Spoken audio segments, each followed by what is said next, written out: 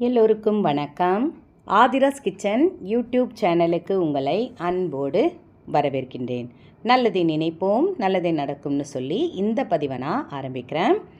இந்த ஒரு வார்த்தையை எப்பொழுதும் சொல்லிக்கொண்டே இருந்தால் பணம் நம்மிடமே திரும்ப திரும்ப வரும். சமையல் செய்யும் பொழுது சொல்லுங்கள், கடன் அடைந்து பணம் பெருகும் அப்படின்னு தலைப்பு போட்டிருக்கேன் இல்லைங்களா? அது என்னென்னு பார்க்கலாம். எப்பவுமே ஒரு மந்திரம், ஒரு சிவனுடைய மந்திரம்னு பார்த்தீங்கன்னா ஓம் நம சிவாயா, நமோ நாராயணாயா பெருமாளோட மந்திரம், ஸ்ரீ மகாலட்சுமியே போற்றி, ஸ்ரீ மகாலட்சுமி துணை, குலதெய்வமே துணை, குலதெய்வம் போற்றி, அந்த மாதிரியான வார்த்தைகள் எப்பவுமே நல்லது, வீட்டுக்கு பாசிட்டிவ் வைப்ரேஷனை உண்டு பண்ணும் இல்லைங்களா? அப்போ நம்ம சமைக்கும் பொழுது கூட, சமையல் செய்யும்பொழுது சொல்லலாம், குளிக்கும் பொழுது சொல்லலாம், நம்ம ஏதாவது ஒரு வேலை பார்த்துக்கிட்டு இருக்கும்போது துணி மடித்து வைக்கிறோம், துணி காய வைக்கிறோம், அந்த மாதிரி பெண்களுக்கான விஷயம், இல்லை ஆண்கள் வண்டியில் போயிட்டுருக்கும்போது அந்த வார்த்தைகளை சொல்லிக்கிட்டே போகலாம். இல்லை சில நேரம் நீங்கள் ஒரு பஸ்ஸில் போகிற ட்ராவல் அதிகமாக இருக்குது, வேலை தூரமாக போயிட்டுருக்கீங்கன்னா அப்போ ஒரு சுவாமி புக்கோ ஏதோ ஒரு அந்த சுவாமியோட மந்திரங்களை சொல்லிக்கிட்டு இருக்கலாம். கோவிலுக்கு போகும்போது அந்த மந்திரங்களை சொல்லலாம். ரொம்ப ரொம்ப நல்லதுங்க. நம்ம நினைக்கிறதெல்லாம் நடக்கும். நம்ம நினைப்போம் இல்லைங்களா, பெரிய பெரிய பணக்காரங்களாம் சேர்ற இடத்துல அவங்க கருப்பு பணத்தை வெள்ளை பணமாக ஆக்கணும்னு முயற்சி பண்ணுவாங்க. ஆனால் அவங்களுக்கு பார்த்திங்கன்னா செலவு வடவுக்கு மேலே வந்துக்கிட்டே இருக்கும்.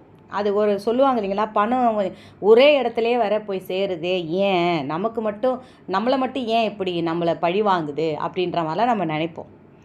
எப்படி இருந்தாலும் இந்த கடன் என்பது கடன் பட்டார் நெஞ்சம்போல் கலைஞனார் இளைஞை வேந்தன் அப்படின்ற மாதிரி அந்த கடன் என்பது கழுத்தை நெரிக்கும். நம்மளுக்கு அந்த கடன்காரவங்க கால் பண்ணும்பொழுதே நம்மளுக்கு என்னடா இதுலேருந்து எப்படிடா தப்பிக்க போகிறோம் அப்படின்னு இருக்கும். சரி, செலவழிக்கிறோம், நம்மளுக்கு சம்பளம் வருது, இல்லை நான் ஒரு வேலை பார்க்குறேம்மா, அன்னன்னைக்கு தான் சம்பளம், அதுலேருந்து ஒரு மீத்து ஒரு 5000 நம்மளுடைய மாத சேமிப்பு அப்படின்றது இருக்கணும். 5000 என்பது நம்மளோட சேமிப்பாக இருக்கலாம். நடுத்தர வர்க்கத்தினருக்கு சொல்கிறேன். அதுக்கும் மீறி மேலே போய் 10,000 சேமிக்கலாம், 20,000 சேமிக்கலாம். நம்மளுடைய வருமானத்தை பொறுத்தது. சேமிப்பு என்பது எப்பவுமே நம்மளுக்கு கை கொடுக்கும். நம்மளுடைய கஷ்டமான நேரத்துக்கு நான் காசு வச்சுருக்கேன், இப்போ இந்த ஏதோ ஒரு நேரம் கஷ்டமான ஒரு நேரம், அந்த நேரம் காசு இல்லாமல் தவிக்கிறேன்னா நான் பணம் வச்சுருக்கிறேன்னு அப்படி யாராவது நம்மளுடைய உயிர் ரத்தத்துக்குள்ளே சொல்கிறேன். அப்படி யாராவது சொன்னால், இப்போ கணவன் பிரச்சனை இருக்கும்போது மனைவியோ, இல்லை மனைவி பிரச்சனை இருக்கும்போது கணவனோ, இல்லை பிள்ளைகளோ நான் சேர்த்து வச்சுருக்காமா, நான் பணத்தை கொடுக்குறாமா அப்படின்னு சொல்லும்பொழுது நம்மளுக்கு வர்ற அந்த ஒரு சந்தோஷம் இருக்குது பாருங்கள், அளவில்லாதது. அப்போ அந்த மாதிரி பணக்காரர்களின் சூட்சமும் மார்வாடிகளின் சூட்சமும் இது நீங்கள் நல்லா கவனித்து பார்த்தீங்கன்னா பெரிய பெரிய பணக்கார வீட்டுங்கள்லாம் இந்த வார்த்தைகளை நீங்கள் பார்த்துருப்பீங்க கண்டிப்பாக. அப்போ அந்த வார்த்தைகளை பார்க்கும்போதெல்லாம் நம்ம படிப்போம் இல்லைங்களா? எந்த ஒரு வார்த்தையுமே நம்ம நல்ல வார்த்தை பார்க்குறோம் அப்படின்னா நம்ம படிப்போம். அந்த மாதிரி அந்த வாய் விட்டு நம்ம படிச்சிருவோம். நம்மளுக்கு படிக்க தெரியும் அப்படின்ற பட்சத்தில் நம்ம கண்டிப்பாக அதை படிப்போம். அதுக்காக தான் அங்கங்கேயும் அந்த மாதிரி வார்த்தைகளை அவங்க ஒட்டி வைக்கிறது, இப்போ இதுவால் எழுதி வைக்கிறது, இந்த குங்குமத்தை கரைச்சி குங்குமம் கூட கொஞ்சம் மஞ்சள் போட்டு பன்னீரை கொஞ்சம் ஊற்றி அதால் நம்ம எழுதி வைக்கிறது. இது எல்லாமே அதற்காக தான். பூஜை அறையில் எழுதி வைக்கலாம், நம்மளுடைய சமையலறையில் எழுதி வைக்கலாம். அந்த மாதிரி நம்மளுடைய நம்ம கதவு இருக்கு இல்லைங்களா, நம்ம நிலைவாசலில் வெளிப்பக்கம் எழுதாமல் உள்பக்கம் எழுதி வைக்கலாம். நான் சொல்கிற இந்த விஷயங்கள்லாம் ஆமாம்மா நீங்கள் சொல்கிறது கரெக்டு தான், நான் செஞ்சேன், எனக்கு வந்துச்சு. அதே மாதிரி நீங்கள் செலவழிக்க போகிறீங்க. இப்போ ஒரு தொகை நம்ம பேக்கில் எடுத்துகிட்டு போகிறோம், வெளியில் போகிறோம். இன்றைக்கி இந்த காசு நான் அந்த 2000 4000 எடுத்துகிட்டு போகிறேன், இது இன்றைக்கி செலவாயிடும், நம்ம அந்த செலவுக்காக தான் எடுத்துகிட்டு போகிறோம் அப்படின்னும் போது அந்த காசை நெஞ்சுக்கிட்ட வச்சுக்கிட்டு வசி எது இந்த நம்மளுடைய ஹார்ட்டுக்கிட்ட வச்சுக்கின்னு, இதயத்துக்கிட்ட வச்சுக்கின்னு சொல்லணும். வசி பணம் என்னிடமே திரும்ப வசின்னு சொல்லுங்களேன். நீங்கள் செலவழித்த பணம் கூட வேறு வழியில், அதுக்காக அந்த பணமே உங்களுக்கு திரும்பி வரும்னு நான் சொல்ல மாட்டேன். வேறு வழி, சம்பளம் ரெட்டிப்பாகும், வேலை ரெட்டிப்பாகும், வேலை நம்மளுக்கு ப்ரமோஷன் கிடைக்கும், திடீர்னு நம்ம பிள்ளைங்களோ யாரோ வெளிநாட்டுக்கு போகிறதுக்கு யோகம் உண்டாகும், நம்ம கையில் பணங்காசு புரண்டுக்கிட்டே இருக்கும். அப்போ நம்ம அந்த விஷயத்தை, இந்த பணத்துக்கான விஷயத்தை நம்ம செஞ்சுக்கிட்டே இருக்கணும். பண ஈர்ப்பு விதின்னு நிறைய விஷயம் இருக்குதுங்க. நிறைய சொல்லுவாங்க இல்லைங்களா, இனிப்பு செய்வாங்க மார்வாடிகள். பார்த்திங்கன்னா இனிப்பு செஞ்சுக்கிட்டே இருக்கிறாங்க.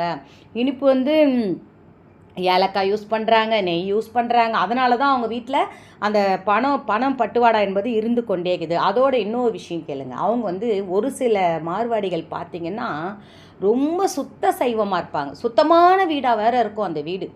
இப்போ அந்த வீட்டில் ஐஸ்வர்யம் கூடி இருக்கும், ரொம்ப மங்களகரமாக இருப்பாங்க. அதோட இன்னொரு விஷயம் அவங்க செய்வாங்க. இந்த கடுகு எண்ணெய் என்பது ஒரு துளியாவது அவங்க சாப்பாட்டில் கலந்துப்பாங்க. நாம் ஒரு துளி கலந்துக்கலாம், நம்மளுக்கு அது செட் ஆகாது, நம்மளுக்கு பிடிக்காதுன்றதுனால நம்ம கலந்துக்கலாம். ஆனால் அவங்க பார்த்திங்கன்னா தாளிக்கிறதே கடுகு எண்ணெயில் செய்வாங்க. தலையில் கொஞ்சம் வச்சுப்பாங்க அந்த எண்ணெயை, கையில் தடவிப்பாங்க. ஏன்னா கடுகு எண்ணெய்க்கு பணத்தை இழுக்கும் தன்மை உண்டு, அதற்காக அந்த மாதிரி செய்வாங்க. இது ஒரு சில விஷயங்கள் தான். அதே மாதிரி சிகப்பு ஆடை நீங்கள் நல்லா கவனித்து பாருங்களேன். சிகப்பு ஆடை உடுத்துறவங்க நல்ல வசதி வாய்ப்போடு இருப்பாங்க. சிகப்பு ஆடை வெள்ளிக்கிழமானா உடுத்துவாங்க, செவ்வாய்க்கிழமானா போட்டுப்பாங்க அந்த ட்ரெஸ்ஸை. அப்போ நம்ம பார்த்தோம், நம்மளுக்கே தெரியும் மேல்மருவத்தூர் எந்த அளவுக்கு பெரிய பிரசித்தமான கோவில்.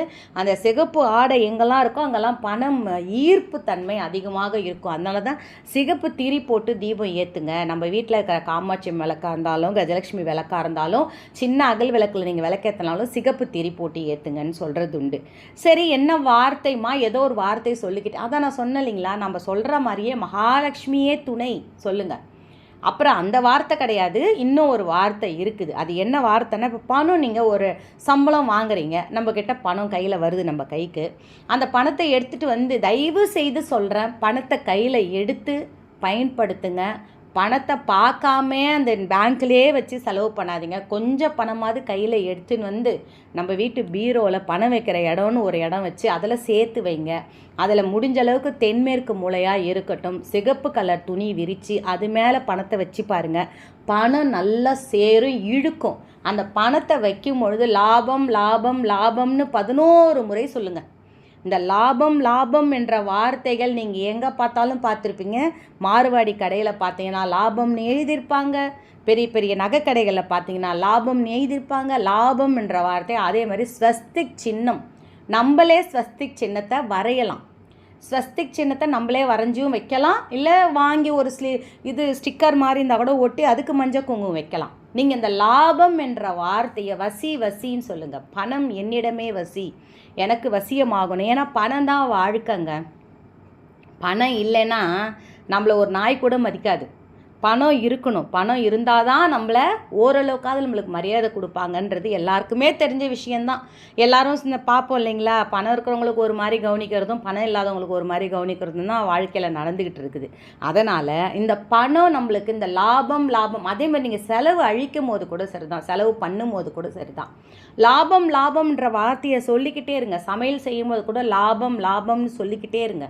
நல்லதே நடக்கணும், எனக்கு செலவு ஆனால் கூட எனக்கு ரெட்டிப்பாக எனக்கு திரும்பி வரணும். எனக்கு திடீர்னு இப்போ ஒரு சில விஷயங்கள் நம்ம ஒரு 50,000 தான் செலவு பண்ணி ஒரு இடத்த வாங்கியிருப்போம். அது திடீர்னு பார்த்திங்கன்னா ஒரு ரோடு வந்திருக்கும், பெரிய ரோடு வந்துடும், திடீர்னு பார்த்திங்கன்னா 50 லட்சத்துக்கு விற்கும். அந்த மாதிரி தாங்க திடீர்னு ஒரு பணக்கார ஆகிறவங்களும் அந்த மாதிரி தான் ஆகிறாங்க. அது எப்படின்னா அவங்க செஞ்சுக்கிட்டு வர தாந்திரீகம், அந்த செஞ்சுட்டு வர சூட்சமங்கள் தான் செய்யும் போது அது நம்மளுக்கு ரெட்டிப்பாகும். எந்த ஒரு விஷயமே நம்ம பணக்காரத்தன்மையும் நம்மளுக்கு கிடைக்கும். நீங்கள் இந்த வார்த்தையை தொடர்ந்து நீங்கள் சொல்லிக்கிட்டே இருங்க. லாபம் எது ஒருமே சுவிட்ச் வேர்டுன்னு சொல்லுவாங்க இல்லைங்களா, அந்த மாதிரி சுவிட்ச் வார்த்தைகள். அந்த வார்த்தைகள்லாம் இப்போ எப்படி ஸ்வர்ண மாங்கல்யே நமோஸ்துதேன்னு ஒரு வார்த்தை இருக்குது இல்லைங்களா, அந்த வார்த்தை அதே மாதிரி அந்த மகாலட்சுமிக்குரிய அந்த சோஸ்திரம் அது இல்லைங்களா, மகாலட்சுமி அஷ்டகத்தில் அந்த வார்த்தை வரும். அந்த வார்த்தைகள்லாம் திரும்ப எதுக்கு சொல்கிறோன்னா, நம்ம வீட்டில் மங்களகரம் பெருகணுன்றதுக்காக தான் அந்த ஐஸ்வர்யம் நிறைந்த வார்த்தைகளை நம்ம சொல்லிக்கிட்டே இருக்கணும். வெற்றி நிச்சயம், நல்லதே நடக்கும். நான் இன்னொரு வீடியோவோட உங்களை நான் மீட் பண்ணுறேன். வாழ்க வளத்துடன்.